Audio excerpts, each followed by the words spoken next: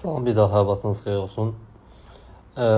Bugün yenə mən keçid ballarından danışacağım. Fərq yoxdur, ya bakalavr, ya magistr ikisi haqqında da eynicə məlumat verəcəm. Mənə hər zaman verilən suallardan biri bundan ibarətdir ki, filan balla, məsələn 450 balla pulsa qəbul ola biləcəm, ya yox.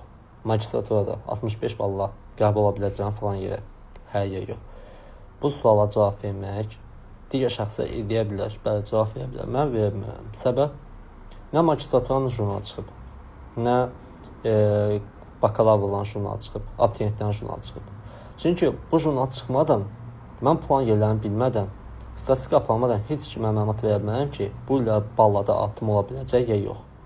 Məsələn, müəyyən ixtisaslarda, məsələn, gəlin belə deyək, qruplar üzrə bir dənə qrupda demişdim ki, ballar artacaq. Niyə? Səbəb ondan ibarətdir ki, orada olan tələbələrin minimum sayı keçən ilə baxanda daha yuxarı bal yığmışdı ona görə.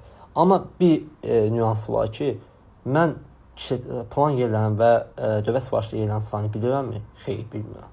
Onun üçün əsaslana bilmərəm ki, həqiqətən də bu bal artacaq, atmayacaq. Bir tərəfdən düzdür. Tələbələrin balların çox yığmağı, balların yuxarı qalxmağı, o tələbələrin yığdığı baldan asılıdır. Amma bir nüans da var axı. Plan yerləri. Bəlkə plan yerləri artıb, bəlkə olduğu kimi qalacaq. Bəlkə artacaq, bəlkə azalacaq, bəlkə azaldıblar plan yerlərini, lap çox bal qalxacaq. Yəni bu haqqda mən məlumat verə bilmirəm. Onun üçün də yəni mənə çox vaxt deyirlər ki, siz nəzər ehtimalən deyin. Mən nəzər ehtimalən deyənmərəm də.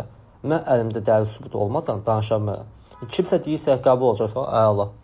Yəni o şəxsi alqışlayıram, amma səbəb nədir, nəyə görə əsaslanıb, hansı səbəbə görə deyir bu adam ki, yəni bu adam qəbul olacaq. Qəbul ola bilərsiniz, söhbətli yox. Yəni orta kənarlaşma əmsalatlı bir şey var ki, bal nə qədər qalxa bilər və bal nə qədər azala bilər. Yəni bu orta kənarlaşma əmsalı var. Birdən bir riski bal çox qalxa və çox azala bilməz. Amma belə nüanslar olur. Magistraturada olur, amma bakalavrlarda, yəni abituriyentlər qruplar üzərində olmur.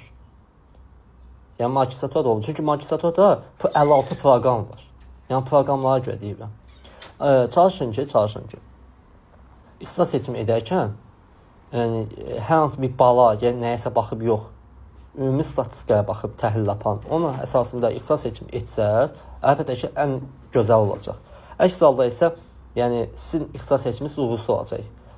Hər il hardasa 1500-1700 nəfər transfer eləmək istəyir.